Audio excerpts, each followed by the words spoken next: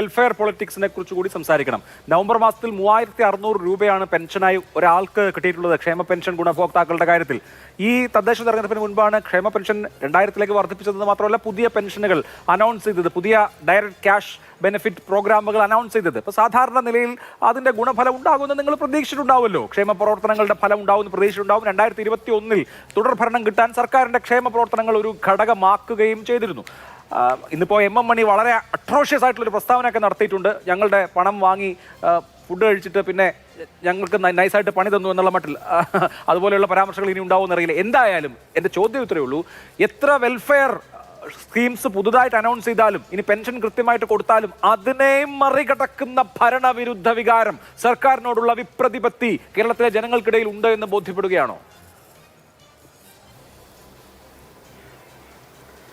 അതെ, ശ്രീ അഭിലാഷ് മോഹൻ, അതിനു മുമ്പ് എനിക്ക് ഒന്ന് രണ്ട് കാര്യത്തിൽ ഒരു കാര്യം പറയാനുണ്ട്. ഒന്ന്, ശ്രീ സന്ദീപ് വാര്യർ ഇവിടെ സൂചിപ്പിച്ച ഈ ഡീലുമായി ബന്ധപ്പെട്ട് അദ്ദേഹം തന്നെ പറഞ്ഞ ഒന്ന് രണ്ട് കാര്യങ്ങളിൽ പ്രതികരിക്കണം. ഒന്ന്, കേരളത്തിൽ കണ്ണൂർ ജില്ലയിൽ RSSന് ശാഖ തുടങ്ങാൻ CPMകാർ സമ്മതിക്കാതിരുന്നപ്പോൾ അതിന് കാവൽ നിന്നാണ് ഞാൻ രാഷ്ട്രീയ പ്രവർത്തനം തുടങ്ങിയത് എന്ന് പറഞ്ഞത് KPCCയുടെ മുൻ പ്രസിഡന്റ് സുധാകരനാണ്. ഇതിനേക്കാൾ വലിയൊരു തെളിവ് വേണ്ടല്ലോ.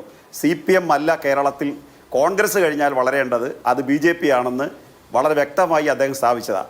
രണ്ടാമത്തെ കാര്യം, തൃശ്ശൂരിൽ BJPക്ക് സീറ്റ് കൊടുത്ത് ജയിപ്പിച്ചത് 66,000 വോട്ട് അതിന് മുമ്പത്തേക്കാൾ കൂടുതൽ പാർലമെൻറ്റ് ഇലക്ഷന് കോൺഗ്രസിന് ചോർന്നു. ആ വോട്ടാണ് സുരേഷ് ഗോപിക്ക് കിട്ടിയത്. 10,000 വോട്ട് LDFന് വർദ്ധിക്കുകയാണ് ചെയ്തത്. അപ്പോൾ ഡീൽ എങ്ങനെയാണെന്നുള്ളത് വളരെ കൃത്യമായി മനസ്സിലാവും. മൂന്നാമത്തെ കാര്യം, ഈ PM ശ്രീ ഇന്ത്യ രാജ്യത്ത് എവിടെയെങ്കിലും കോൺഗ്രസ് നിഷേധിച്ചിട്ടുണ്ടോ ഉണ്ടെങ്കിൽ ആ സ്റ്റേറ്റിൻ്റെ പേര് പറയണം. ഇന്ത്യയിൽ എവിടെ കോൺഗ്രസ് ഭരിക്കുന്നുണ്ടോ അവിടെ PM ശ്രീയുമായി ബന്ധപ്പെട്ട് അവർ ഫണ്ട് വാങ്ങിച്ചുകൊണ്ടിരിക്കുകയാണ്. ഇത് യാഥാർത്ഥ്യമായൊരു കാര്യമാണ്. ഇനി ശ്രീ ചെക്കുട്ടി മാഷ് പറഞ്ഞ കാര്യത്തിൽ അദ്ദേഹം ഇപ്പോഴും ആവർത്തിക്കുന്നത്, നിങ്ങൾ വർഗീയതയ്ക്കെതിരായിട്ട് സംസാരിച്ചോളൂ, പക്ഷേ ന്യൂനപക്ഷ വർഗീയതയ്ക്കെതിരായിട്ട് സംസാരിക്കരുത്. ന്യൂനപക്ഷ വർഗീയതയ്ക്കായിട്ട് സംസാരിച്ചാൽ അത് ന്യൂനപക്ഷത്തിനെതിരായിട്ട് സംസാരിക്കുന്നതായിട്ട് അദ്ദേഹത്തിന് ബോധ്യപ്പെടുകയുള്ളൂ. കേരളത്തിലെ മതന്യൂനപക്ഷങ്ങൾ മാത്രമല്ല, ഇന്ത്യയിലെ മതന്യൂനപക്ഷങ്ങളെ, ബാബറി മസ്ജിദ് സംഭവിക്കുന്നത് കോൺഗ്രസ് ഇന്ത്യയിൽ അധികാരത്തിരിക്കുമ്പോഴാണ്. ഇടതുപക്ഷം എടുത്ത നിലപാട് MP ചെക്കുട്ടിക്ക് ഓർമ്മയുണ്ടാവും. അന്ന് ദേശീയോദ്ഗ്രഥന കൗൺസിൽ വിളിപ്പിച്ച് ഹർകിഷൻ സുർജിത്ത് അതിൽ പങ്കെടുത്തിട്ട് 356-ാം വകുപ്പിന് ഞങ്ങൾ എതിരാണെങ്കിലും UPയിലെ കല്യാൺ സിംഗ് മന്ത്രിസഭയെ പിരിച്ചുവിട്ടാലും ബാബറി മസ്ജിദ് സംരക്ഷിക്കണമെന്ന് നിലപാടെടുത്ത CPMന്റെ അടുക്കലാണ് അദ്ദേഹം ഈ കാര്യം പറയുന്നത്.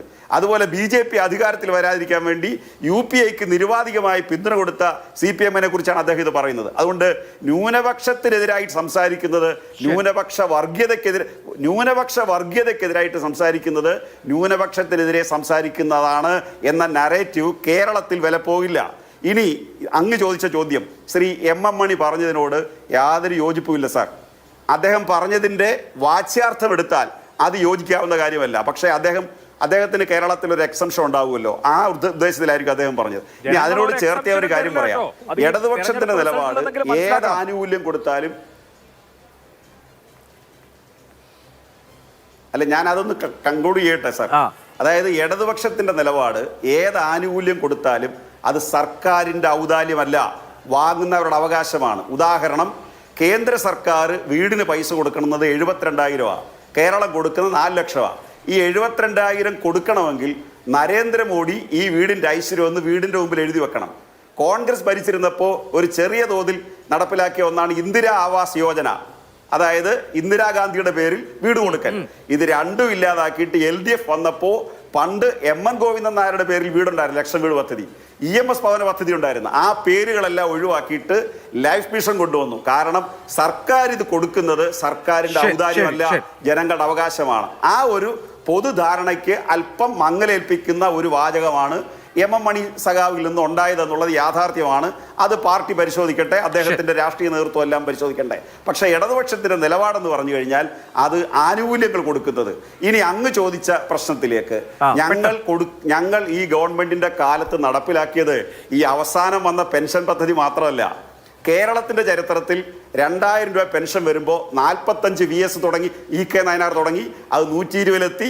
പിന്നീട് VS വന്നപ്പോൾ 500-ലെത്തി. ഉമ്മൻചാണ്ടി സാർ വന്നപ്പോൾ അത് 600-ലെത്തി. 100 വർദ്ധിപ്പിച്ചു, ഒരിക്കലും കൊടുത്തിട്ടില്ല. അത് കഴിഞ്ഞിട്ട് പിണറായി വിജയൻ വന്നപ്പോൾ ഈ 600 2000-ലെത്തിച്ചു. 2000 രൂപയുടെ ചരിത്രത്തിൽ ആകെ കോൺഗ്രസിന്റെ കോൺട്രിബ്യൂഷൻ 100 രൂപയാണ്. ഒരു കാര്യം ഞാൻ പറയാം, ഇനിയും ഗവൺമെന്റ് സാമ്പത്തിക പരിമിതിക്കകത്ത് നിന്നുകൊണ്ട് എന്തെല്ലാം ചെയ്യാമോ അതെല്ലാം കേരളത്തിലെ ജനങ്ങൾക്ക് വേണ്ടി ചെയ്യും. അത് അവരുടെ പ്രതികരണം വോട്ടിന്റെ ഭാഗത്ത് മാത്രം നോക്കിയിട്ടല്ല, അത് ജനങ്ങളെ സംരക്ഷിക്കുക. ശരി, അത് ഞങ്ങളുടെ കമ്മിറ്റ്മെന്റ് ആണെന്നുള്ളതാണ് നിലപാട്. എനിക്ക് ഒരു ഇടവേള കൂടി അത്യാവശ്യമാണ്.